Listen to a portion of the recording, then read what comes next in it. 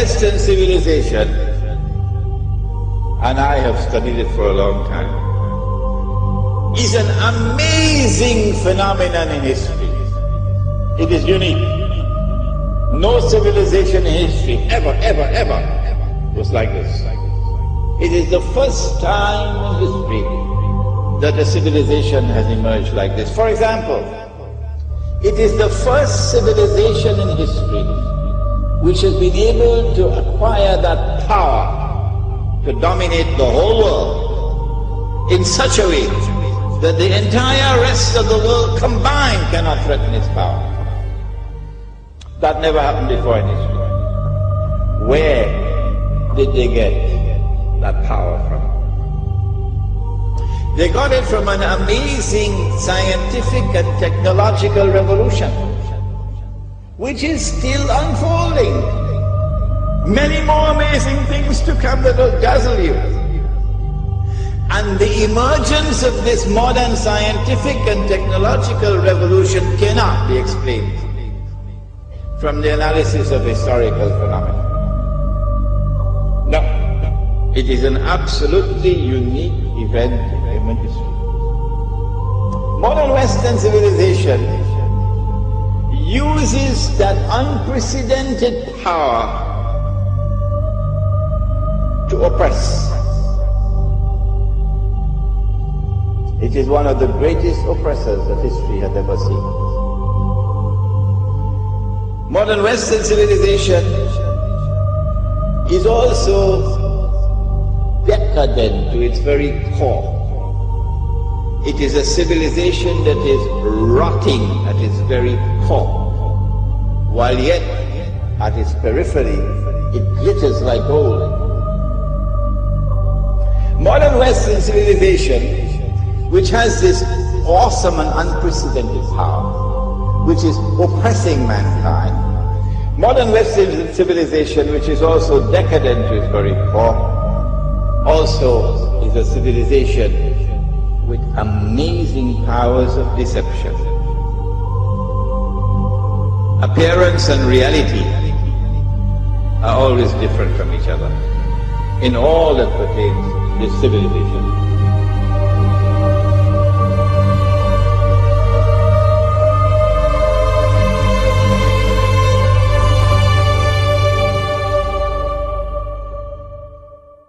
It is a civilization with a mission in the world. We used to hear it in the days of colonialism. This is called in international relations called jingoism. That we have a mission to civilize mankind. And this mission took them not only to colonize the rest of the world, that's bad enough, but that didn't end the story. When they colonize a part of the world, they do not leave, they do not decolonize until and unless they have put in place institutions which will ensure that that society will continue to be ruled by them, by property. And in the process, they seek to transform the rest of mankind into carbon copies of themselves. This never happened before in history. If I do not seek to understand what's happening here, then I've got peanuts in my head. When will I wake up? When will I begin to think? When will the world have more to me than McDonald's hamburgers? What's happening here?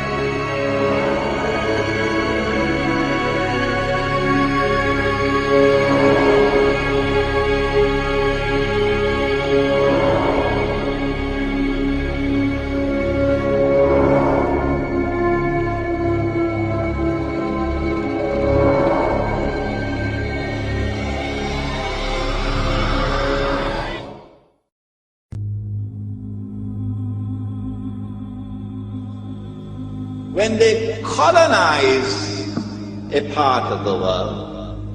They do not leave, they do not decolonize until and unless they have put in place institutions which will ensure that that society will continue to be ruled by them, by proxy. And in the process, they seek to transform the rest of mankind into carbon copies of themselves.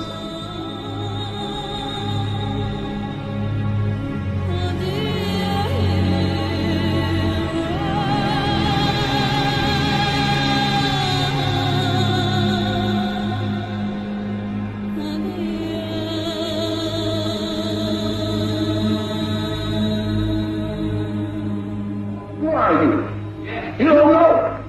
Don't tell me Negro, that's nothing. What were you before the white man named you a Negro? And where were you? And what did you have? What was yours? What language did you speak then?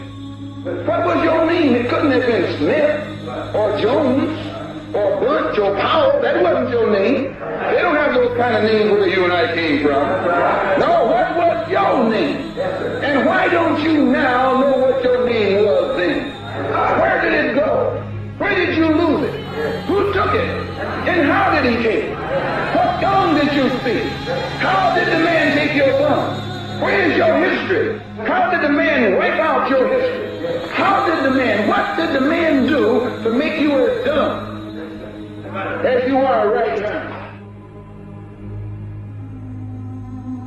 Their obsession is to transform the rest of the world into carbon copies of themselves.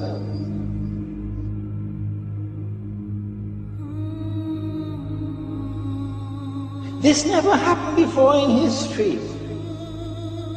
If I do not seek to understand what's happening here, then I've got peanuts in my head.